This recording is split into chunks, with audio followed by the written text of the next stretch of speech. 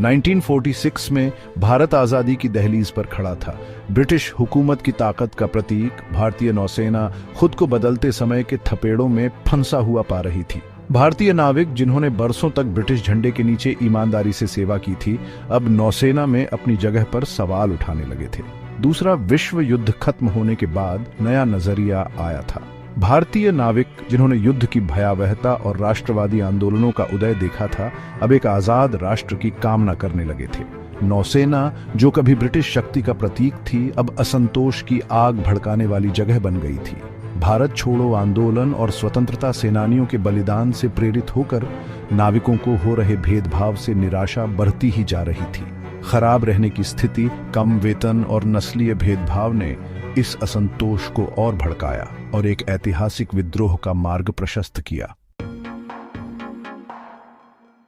1946 का royal Indian navy विद्रोह अचानक नहीं हुआ था, बल्कि यह सालों से पल रहे असंतोष का नतीजा था। दूसरे विश्व युद्ध के दौरान अपनी अमूल्य सेवाओं के बावजूद भारतीय नाविकों को लगातार भेदभाव का सामना करना पड़ रहा था। ब्रिटिश और भारतीय नाविकों के वेतन और रहन सहन में जो फर्क था, वह साफ और अन्यायपूर्ण था। सांस्कृतिक असंवेदनशीलता और नस्लीय गालियों ने इस आग में घी का काम किया। 1945 में नवल बेस बॉम्बे में खाने की खराब गुणवत्ता के कारण हुआ सिग्नल विद्रोह बढ़ते असंतोष की एक झलक थी। इसलिए रॉयल इंडियन नेवी विद्रोह केवल ब्रिटिश राज के खिलाफ ही नहीं, बल्कि नौसेना के भीतर गहरी जड़ें जमाए भेदभाव के खिलाफ भी एक विद्रोह था।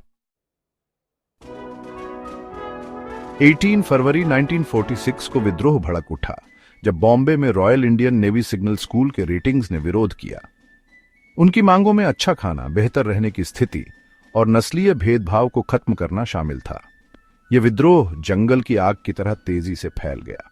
बॉम्बे से शुरू होकर यह विद्रोह कराची, कलकत्ता और अन्य तटीय शहरों तक पहुंच गया। नाविकों ने जहाजों और तटों पर कब्जा कर लिया और भारतीय तिरंगा के साथ साथ विभिन्न राजनीतिक दलों के झंडे भी फहरा दिए। यह विद्रोह, जो अद्भुत एकता और अनुशासन का प्रतीक था, ने पूरे ब्रिटिश साम्राज्य को हिलाकर रख दिया और अपनी सबसे कीमती कॉलोनी भारत पर ब्रिटिश नियंत्रण की कमजोरी को उजागर कर दिया।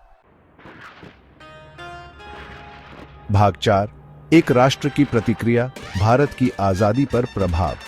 RIN विद्रोह ने भारत में ब्रिटिश शासन की नींव हिला दी। कांग्रेस और मुस्लिम लीग, जो शुरुआत में हिचकिचा रहे थे, उन्हें सशस्त्र बलों के भीतर राष्ट्रवादी भावना की गहराई को स्वीकार करने के लिए मजबूर होना पड़ा। इस विद्रोह ने आजादी के सवाल को सबसे आगे ला दिया। भारतीय नाविकों को ब्रिटिश सत्ता को चुनौती देते देख पूरे राष्ट्र में जोश भर गया। यह विद्रोह हालांकि कुछ ही समय तक चला, लेकिन यह एक महत्वपूर्ण मोड़ साबित हुआ। इसने ब्रिटिश हुकूमत के प्रति भारतीय सशस्त्र बलों की घटती वफादारी को प्रदर्शित किया। ब्रिटिश, जो पहले से ही दूसरे विश्व युद्ध के बाद के हालातों से जूझ रहे थे, को एहसास हो गया कि भारत पर उनकी पकड़ ढीली पड़ रही है। इसलिए इस विद्रोह ने आजादी की ओर भारत के कदम और तेज कर दिए। भाग 5, विद्रोह की गूंज, विद्रोह का स्थायी महत्व। RIN विद्रोह हालांकि अक्सर भारत के स्वतंत्रता संग्राम की अन्य घटनाओं के पीछे छिप जाता है, लेकिन इतिहास में इसका एक विशिष्ट स्थान है। यह इस बात का एक सख्त याद दिलाता है कि भारत की आजादी अंग्रेजों का दिया हुआ कोई तोहफा नहीं थी, बल्कि एक कठिन संघर्ष से हासिल की गई जीत थी। इस विद्रोह ने ब्रिटिश अजयता के मिथक को चकनाचूर कर दिया और भारतीय आबादी को प्रोत्साहित किया। RIN विद्रोह की विरासत इसके तात्कालिक प्रभाव से कहीं आगे तक जाती है। ये उत्पीड़न के खिलाफ प्रतिरोध और न्याय के लिए संघर्ष का एक शक्तिशाली प्रतीक है। भारतीय नाविकों के साहस और देशभक्ति का प्रमाण, ये विद्रोह आज भी भारतीयों की पीढ़ियों को प्रेरित करता है। यह हमें याद दिलाता है कि आजादी एक अनमोल अधिकार है, जो संघर्ष और बलिदान से अर्जित किया जाता है।